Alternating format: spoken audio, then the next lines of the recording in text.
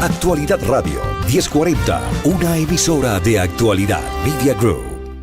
Y hoy queremos recorrer esa vida, la vida de uno de los hombres de nuestra comunidad que más hemos visto, que más nos ha servido, de hecho, porque constantemente está en los medios de comunicación, incluso en puertas adentro, ¿no? En su oficina, quienes llegan siempre salen contentos.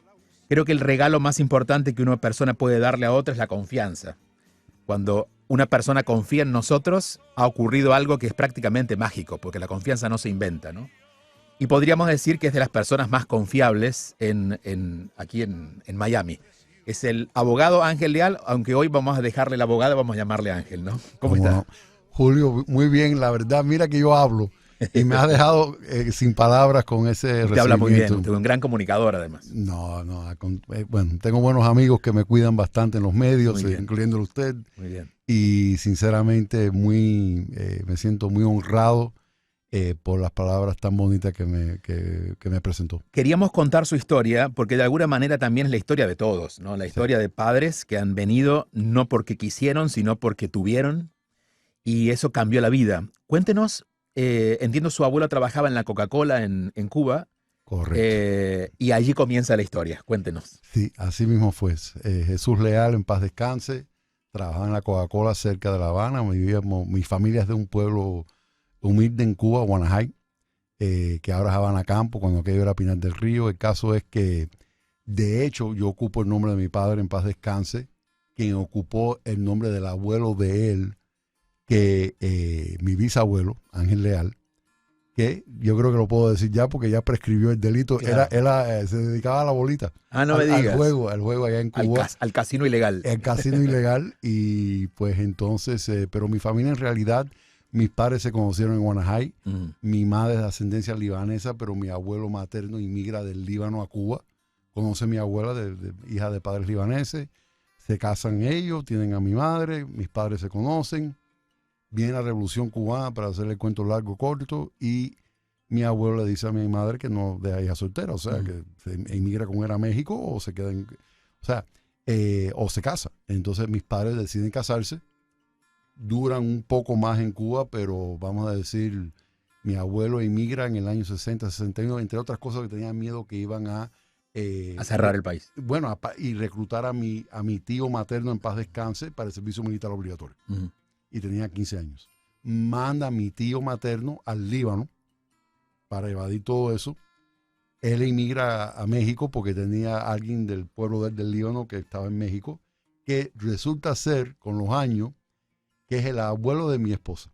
No me digas. Así. Sin saberlo. O sea, cuando conoces a tu esposa empiezan a unir. Exactamente. Claro, al final el mundo es tan pequeño. Y al poco tiempo mis padres emigran a México, no logran legalizarse en México. Y emigran para acá y al poco tiempo nazco yo. Bueno, hay un punto importante y es que su padre se legaliza porque una persona americana, cuéntelo usted, lo apadrina, ¿no? Sí. Las leyes eran muy diferentes en aquel momento. Es correcto. Mi padre estaba estudiando ingeniero, de hecho lo querían mandar a estudiar ingeniería naval en Polonia, pero se va de Cuba. Mi madre era profesora de matemática en Cuba también, o sea, abandonaron carrera, eran profesionales. Son profesionales. Y mi padre empieza limpiando pisos en un hotel Sheraton en Tampa. Yo nazco en Ybor City, en una clínica 3. Mi madre todavía guarda la tarjeta. Hicieron una colecta, todos los miembros del equipo de limpieza del hotel, para pagar el parto mío en esa clínica. Pasan los años, mis padres vienen para Miami, empieza a trabajar en un almacén de víveres que se llamaba Cantors, que hoy en día se llama Jetro, que es para al mayor, mercancía al mayor, y ya empezó el proceso, se hizo residente, aspira a la ciudadanía, pero cuando aquello era un proceso muy bonito, pues cuando aquello tenías que llevar a alguien quien lo recomendaba, alguien quien avalaba por usted, y él lleva un veterano de la Segunda Guerra Mundial. Y naturalizar nunca es fácil. Y el oficial como que estaba más o menos, y entonces este señor, veterano de la Segunda Guerra Mundial, respaldó a mi padre. Y le dijo, si ustedes no naturalizan al señor Leal, ya yo no sé cuál es el significado de nuestro país. Wow. Y es un señor, el primer nombre Frank McConnell. Si Siguieron en contacto luego, imagino, ¿no? Sí, sí. Era una bella persona. Y hace el cuento de... Era piloto de la Segunda Guerra Mundial. Y por los nervios de ser piloto en combate, cuando él se quitaba el casco de piloto, se le iba todo el pelo. Wow. Y él hacía ese cuento. Entonces él dice, yo sacrifiqué por este país precisamente para personas como el señor Leal tener la oportunidad de permanecer aquí. Bueno, él se sacrificó por sus padres y sus padres se sacrificaron para darle este camino a usted. Sí. El sacrificio o el darlo todo o el confiar y darlo todo, yo creo que es un elemento fundamental para cualquier inmigrante. Sí. Curiosamente, usted termina sentado escuchando historias, ¿no? De las muchas historias. Pero ¿cuál fue de parte de sus padres la historia que ellos le contaron? Esto fue lo que se fue enterando después, pero ¿qué contaban ellos de ese? ¿Lo contaban con angustia? ¿Lo contaban con orgullo? El haber salido de Cuba y el haber llegado. Ambas cosas. La angustia de no saber si iban a poder regresar a su tierra natal, porque ellos amaban a Cuba y tenían buena vida en Cuba. De hecho, mi abuelo materno, en paz descanse, era una persona con varias propiedades, negocios. Le interviene en la tienda, en nombre de la Revolución Cubana, el dependiente de toda la vida de la tienda, que era como un hijo para mi abuelo. ¿Okay? Entonces, esas historias eran muy conmovedoras. De traición. Sí. Bueno, después se vieron con los años y se perdonaron y se abrazaron, porque en realidad, en el medio de ese tumulto, las personas se dejan llevar por las masas y después no pueden reflexionar hasta años después. Claro. Y es muy difícil. Y el caso es de que yo creo que ellos siempre conservaron la idea de poder regresar a una Cuba libre. Lastimosamente, en ese camino, pierdo a mi padre, pierdo a ambos abuelos, de ambos lados. Mi madre, gracias a Dios, está viva, pero ninguno de ellos pudieron lograr a regresar a Cuba. De hecho, yo nunca he pisado tierra cubana. Ni lo haría. Por haría. decisión, ¿no? Primero por decisión, por convicción. Y segundo porque considero que corro peligro, porque tengo entendido de que... Claro. Está en la lista. Yo formo parte de la mafia de los abogados de inmigración cubanos acá en el exilio. Así que... Y por, muchas veces por aportaciones en Radio Martí, cosas así, donde he hablado en contra del régimen. Claro. ¿Y hasta qué punto esa historia lo lleva a usted a dedicarse a la abogacía? Total. ¿Sí? Fue total. En el tercer grado era el día de escoger carrera, o sea, Career Day. Eso es en 10 años, ¿no? Sí. Y yo le pregunto a mi padre, Pipo, ¿qué piensa que debo de estudiar? Y dice, abogado.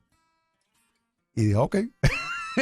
Porque entre otras cosas me gustaba andar en traje siempre, hasta de muchacho. Muy bien, menos mal. Entonces, pero creo que era el sueño de mi padre.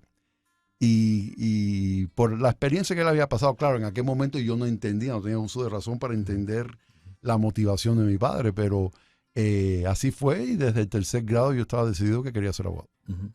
Estudió en Miami Senior High School. En Southwest Miami Senior High School. Y bueno, de ahí viene una beca, va, ¿no? Universidad de Miami primero. Sí, tuve la suerte y el honor de ganar el Silver Knight Award en la secundaria, que es del Miami Herald, en debate, discurso y debate. Bueno, ahí venía el comunicador también. Bueno, sí, de cierta manera. Y gracias a eso me dan una beca para estudiar en la Universidad de Miami. Tuve la oportunidad de ir a otras universidades, pero quise estar cerca de mis padres y me quedé en la Universidad de Miami. Me encantó hasta que me tocó estudiar Derecho. Y luego Georgetown. ¿Cuánto siente que impactó el dolor o el sufrimiento de sus padres para poder comprender hoy a los clientes? Hay una sensación de quienes vemos su carrera de lejos, de que usted no tiene clientes sino pacientes, ¿no? De que las personas llegan y hay un nivel de compasión que usted tiene que no tiene que ver con la abogacía, sino con algo más allá que ha desarrollado. Bueno, gracias por sus palabras. Trato de que sea así.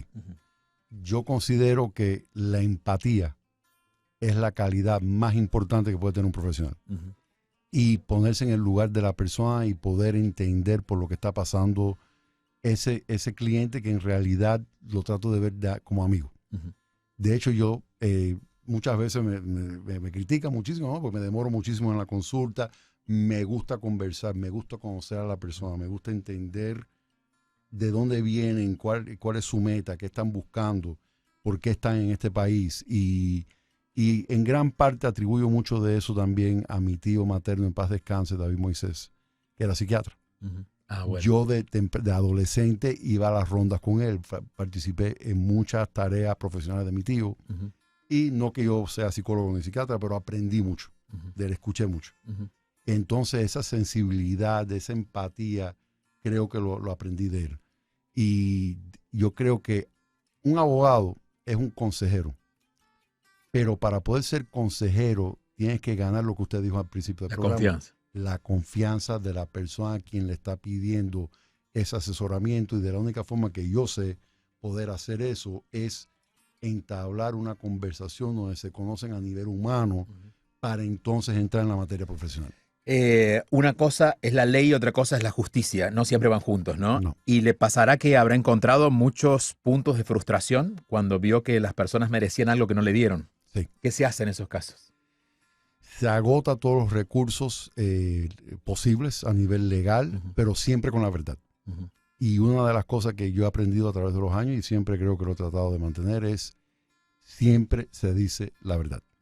Y se intenta por las vías legales que puedan existir, pero lastimosamente en algunos casos, yo siempre digo, especialmente en inmigración, algunas veces es cuestión de persistencia y insistencia. Puede pasar una de dos cosas: cambio de ley o cambio de circunstancias. Y tal vez para lo que no calificó hace 5 años puede calificar hoy.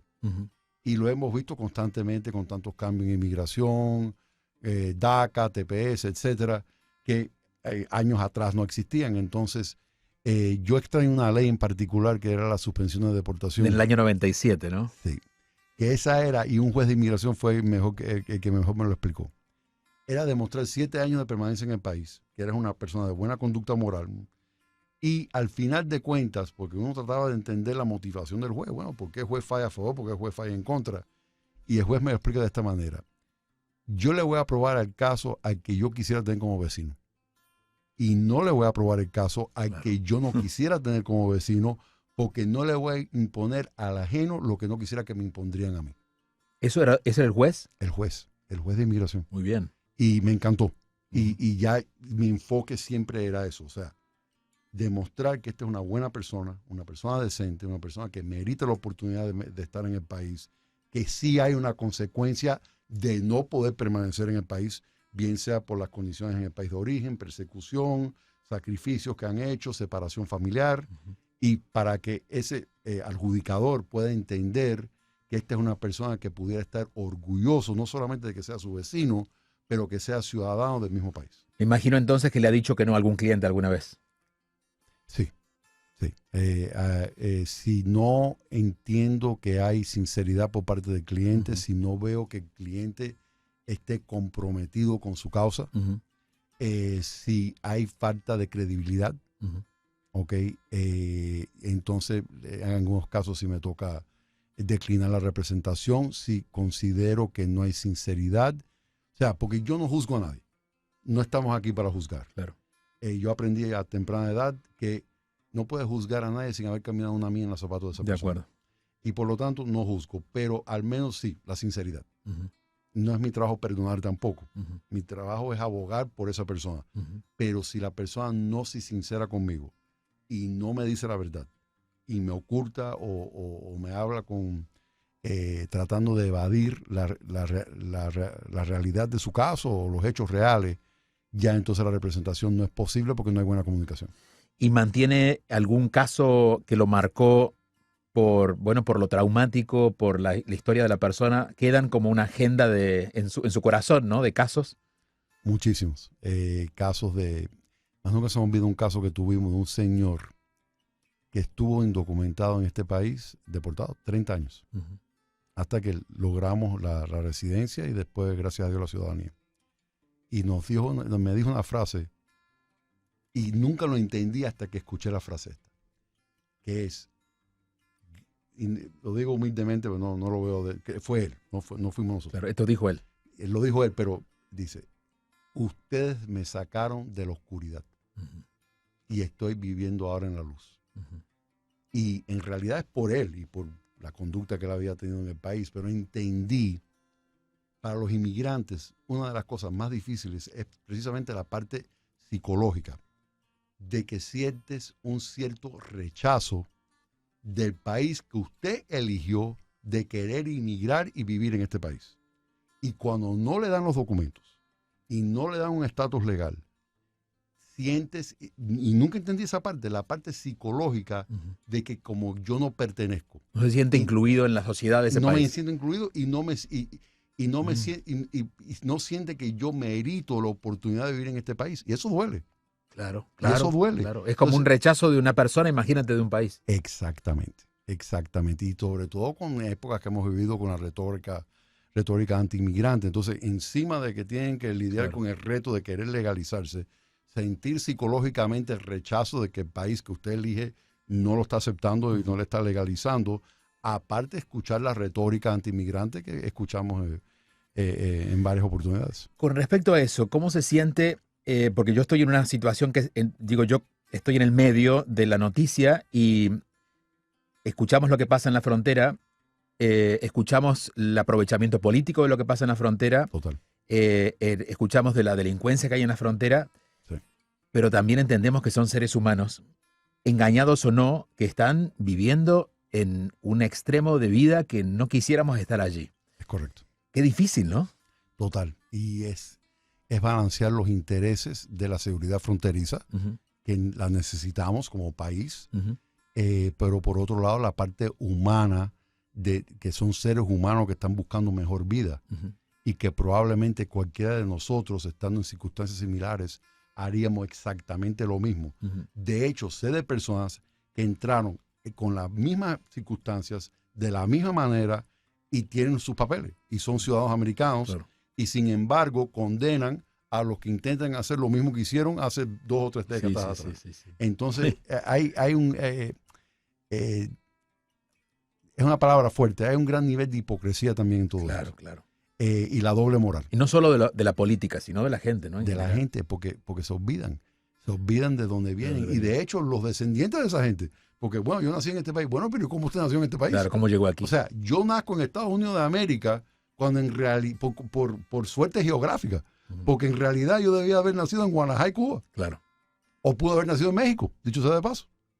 Y ha pasado por su mente pensar qué hubiera pasado con su vida si hubiera estado en Cuba, ¿sí? Constantemente. Sí. De hecho, sueño con eso. No me digas. Sueño con ir a Cuba sin nunca haberlo podido hacer y probablemente nunca haber... Bueno, no digo eso porque ojalá Dios quiera que un día Está venga joven. el cambio, pero bueno, no, tengo 57. Y yo tengo ascendencia cubana-libanesa y yo nunca he estado en ninguno de los dos países. ¿Y en el Líbano también por decisión? En el Líbano por seguridad, y yo quise ir con mi abuelo, y al fallecer mi abuelo materno. Claro, se cortó el lazo. Y entonces hubiera ido con mi tío materno porque hablaba árabe también. Pero se me adelantaron los dos y en realidad no lo descarto, pero sí la situación es un poco insegura. Y más ahora con el conflicto actual. Entonces nunca tuve la oportunidad. Mi esposa es de ascendencia libanesa. Claro. Sí, estábamos hablando de eso, sí. Y entonces, pero ella nunca ha ido al Líbano tampoco. Así que, entonces uno extraña, porque son sus raíces. Y de hecho yo disfruto ir a México mucho porque sí veo mucha cultura libanesa y me entusiasma poder estar en un lugar donde al menos, y tengo muchos parientes de origen libanés que viven en México, y me encanta compartir con ellos y disfrutar un poco de la cultura que de cierta manera me corresponde, que nunca he podido vivir a plenitud por el tema de la inmigración. Claro, bueno, una de las heridas, vamos a llamarle así psicológicamente, del emigrar es este corte de raíz, que en general los seres humanos no estamos listos. Es como si le sacaras a un hijo a su madre, allá lo que se cortó allí, aunque tenga el buen recuerdo, pero de todas maneras, ¿no? Así es. Y quizás eso sea lo más grave que le toca a usted lidiar, porque la ley es la ley y pero lidiar con la experiencia humana, el sufrimiento humano debe ser lo más complejo. Sí, la separación familiar indiscutiblemente es lo más difícil de todo esto. Y entonces la burocracia, los tecnicismos, los enormes tiempos de espera, prueba la paciencia de cualquiera. Prueba la paciencia de cualquiera. Y sobre todo el desespero si el ser querido está en un lugar donde puede estar corriendo peligro o necesidad. Claro. Y es muy difícil. Usted que ha visto, ¿cuántos? 30 años, ¿no? De ejercer 30 de ejercer. bueno, con todo lo que ha cambiado, ¿siente que el sistema ha ido mejorando, considerando que también se ha complicado la emigración? Digo, esto, por ejemplo, de las fronteras es algo nuevo, pero Sí. ¿siente que el sistema ha ido acompañando el crecimiento de la inmigración? Realmente no. Ujú. Realmente no. Es un sistema anticuado, no se ha actualizado con los hechos reales, hechos actuales. No ha habido una reforma inmigratoria desde el presidente Reagan, que fue la última amnistía que se concedió en este país.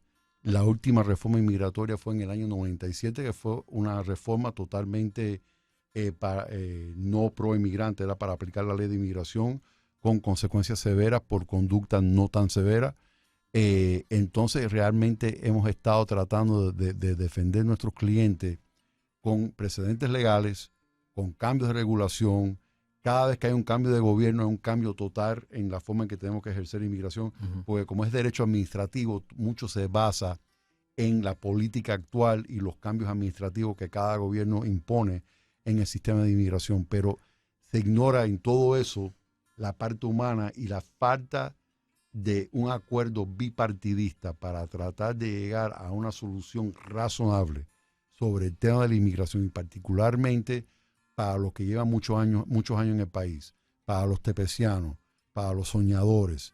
La ausencia de eso es doble daño. Primero, porque deja a estas personas en el limbo y segundo, porque no les da la posibilidad de traer a sus seres queridos de forma legal. Claro. Al final es una solución a medias. Exactamente. Considerando eso, ¿ha pensado meterse en el sistema y estar en, no sé, en un lugar de decisión dentro de la política? En algún momento quise ser juez de inmigración y no lo obtuve, lo intenté en una ocasión. El señor que seleccionaron, brillante juez, creo que ya no está, pero en eso me independicé, abrí mi bufete y ya con el crecimiento, gracias a Dios y gracias a ustedes y los medios y los amigos como usted, que hemos crecido al punto de que ya no es factible para que deje la práctica para ser juez de inmigración. Era mi sueño ser juez de inmigración. He pensado en la política, pero no de forma seria por el mismo motivo. Pero aún no todavía. Porque la vocación está, digo, la vocación de servicio no, y está. de hecho yo estudié ciencias políticas. Ah, bueno. Y me apasiona la política. Me apasiona. Digo yo porque no sé cómo lo ve usted, pero estamos en una época donde estamos cambiando la forma de liderazgo, Sí. donde la gente ya no le cree a los políticos y está muy harta, y la política es necesaria. Entonces Total. también es necesario que la gente que, bueno, que tiene ética en su trabajo se involucre y bueno, no le estoy ofreciendo nada porque no tengo que. No lo descartaría. Ok. No lo descartaría. Sería un privilegio. Yo creo que lo que yo pueda hacer por este país. Un mayor servicio, ¿no? Sí, un mayor servicio. Y sinceramente me gustaría introducir, yo humildemente soy una sola persona pero yo quisiera ver un poco más de seriedad en el Congreso Nacional. O sea, yo creo que hay una conducta no apta para lo que representa el Congreso de los Estados Unidos de Sí, es América. poco serio. Y yo creo que hay que restaurar, independientemente de la política y la línea política de cada cual, pero al menos la seriedad de los temas y la conducta de nuestros representantes. Y creo que eso es algo importante que se está perdiendo un poco la informalidad, que no creo que corresponde a un escaño de tanta importancia, porque si uno se pone a pensar, son 435 representantes, 100 senadores, y es la tercera parte del gobierno federal. La rama ejecutiva y la rama judicial. O sea, estamos hablando de las personas más poderosas en el país para efectuar el cambio. Y es muy difícil. Y hay que buscar terreno común. Y hay que buscar y lidiar con los temas más difíciles. No solamente el de inmigración, el de cuidado de salud, el del control de armas de fuego, el de los derechos reproductivos de las mujeres. O sea, aquí hay temas serios que se convierten en lemas de campaña y en cada campaña van a hablar de estos mismos temas. Sí. Inmigración, reproducción, con grandes promesas, control de armas, pero no hay soluciones. Entonces, en algún momento hay que dejar a un lado la política y empezar a buscar soluciones a problemas que en algunos casos puede costar la vida de seres humanos, como es el tema de las armas de fuego. Que es otro tema, ¿no? Digo, otro de los temas pendientes, Así es. que no pasa, creo yo, no solamente por la legislación, sino por la conciencia ciudadana que tampoco ha crecido tanto como para poder Sí. convivir en buenas costumbres. Sí, y es lo que hace este país, el país más grande del mundo, pero también es un reto. Porque, por ejemplo, hay una segunda enmienda que hay que respetarla. Hay una enmienda, una propuesta de una enmienda constitucional desde el gobernador Newsom de California. Pero hay un proceso para eso y básicamente 2/3 partes de los estados tendrían que estar de acuerdo para que entonces 3/4 partes de una asamblea o una reunión congresional aprueben la enmienda constitucional. Entonces, si no hay la voluntad de esa supermayoría de poder enmendar la Constitución, no se enmienda. Y eso es lo que hace este país grande, pero a la vez... Puede ser su sombra. Es difícil. ¿De dónde viene su sensibilidad? Pocas veces me he encontrado con abogados que se pueden emocionar, por ejemplo, ante un caso. Sí. Y a usted le pasa mucho, Sí. es muy sensible. ¿Esto heredado de sus padres? Sí. Sí, mis padres mi padre yo lo extraño todos los días. Yo tengo la foto de él detrás de mí porque quiero tener la guía de él, aunque sea del más allá. Mi tío materno fue una persona muy importante en mi vida. Aparte de que era muy buena persona, fue el primer profesional de mi familia, porque se graduó de médico en España y ejerció acá antes de que yo me graduara, mucho antes. Y a mí me fascina la psicología y la psiquiatría. Me fascina. Ok. Me fascina. Eso explica un poco más. Y entonces, no es precisamente lo que el cliente o el amigo, el que nos visita, lo que le está manifestando verbalmente, no necesariamente es lo que le está pidiendo. Está pidiendo tal vez un poco de comprensión, tal vez un poco de empatía. Y como yo siempre le digo, mira, no todos los casos tienen una solución inmediata. Yo no le puedo prometer a usted que le van a dar una tarjeta verde mañana. Eso sería irresponsable y antiético de mi padre. Pero lo que sí le puedo prometer es que lo voy a escuchar. Y el caso suyo tiene un plan. Tal vez no es un plan para un resultado inmediato, pero hay un plan. Entonces vamos a elaborar ese plan. A lo mejor ese plan no incluye una representación legal. Y eso alivia y da esperanzas a su vez. Exactamente, dentro de la verdad. Pero muchas veces le digo al cliente, ven a verme en 6 meses, ven a verme en 3 meses. Vamos a ver si cambia esto, vamos a ver si cambia aquello, vamos a ver si cambia la circunstancia suya. No lo procures. Va a caer por su propio peso en el momento correcto, cuando a usted le corresponda, pero sin cometer imprudencias y con paciencia podemos llegar a la meta. Si puede, siempre el regalo del tiempo es mirar para atrás y ver las cosas diferente, ¿no? Si mirara diferente estos 30 años, ¿qué siente que podría haber hecho diferente o está agradecido de todo lo que de alguna manera ocurrió como ocurrió? Las dos cosas. Agradecidísimo de todo lo que me pasó. Me lamento haberme demorado. Yo no siempre fui una persona tan segura de mí mismo. Ajá. Yo sufrí de un poco de inseguridad. Y me costó mucho trabajo independizarme como abogado. ¿Ah, sí? Y yo no me independicé, o sea, abrí mi propio bufete hasta el 2011. No me digas. O sea, ya yo había Pero ejercido... mira cómo despegó ese cohete después del 2011. Sí, me agarraron los años, pero en realidad, mirando hacia atrás, ojalá que hubiera creído un poco más en mí para haber lanzado un poco antes de lo que hice, pero yo creo que todo sucede en el tiempo perfecto. Eso de acuerdo. Y entonces eso responde un poco a esta pregunta, que es la de si pensamos en las personas que están escuchándonos y preguntándonos, bueno, ¿cuál fue lo que realmente hizo que le cambiara el destino y pudiera triunfar y brillar? Entonces la primera cosa es eso, ¿no? Es creer en uno mismo. Creer en uno mismo y la necesidad. A ver. La necesidad. Porque cuando llegas a un momento en su vida donde fracasar no es una opción. Claro. Por la familia. Por la familia, ya yo estaba casada, ya tenía un hijo. Era un tiempo difícil, era como por el 2008 cuando empezó a colapsar la economía con la cuestión de las viviendas y demás. Y bueno, económicamente fue un tiempo difícil para muchísimas personas. ¿Y qué lo llevó a confiar más en usted? Que no tuve otra opción. No tuve otra opción. Espada y pared. Es más, me recuerdo, yo estaba con mi hijo recién nacido, un bebé, tenía 5 o 6 años. en un juego de béisbol de los Marlins, cuando jugaban en el estadio anterior de donde juegan los Delfines. Y yo tenía un plan y me doy cuenta que el plan que yo tenía para solucionar un problema no lo podía hacer. Y yo decía, Dios mío. Y entré al baño y empecé a echar agua en la cara. ¿Y qué hago? ¿Y qué hago? Y entonces me respondí a mí mismo en el espejo del estadio, más no se me olvide. Lo que vas a hacer es, vas a empezar con lo que tienes, con lo poco o mucho que tienes, y vas a echar para adelante. Porque no puedes defraudar a tu familia, a tus padres y sobre todo a ese niño que está contigo aquí en el estadio. Y ahí, pues nada. Todo cambió. Todo cambió. ¿Qué lugar ocupa Dios en su vida? Muy importante.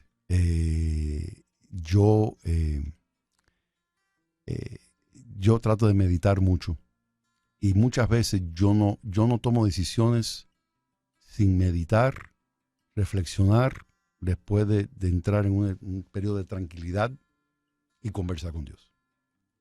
Y conversar con Dios y es tratar de escuchar lo que Dios me está transmitiendo. Y créenlo, una que otra señal le va a mandar.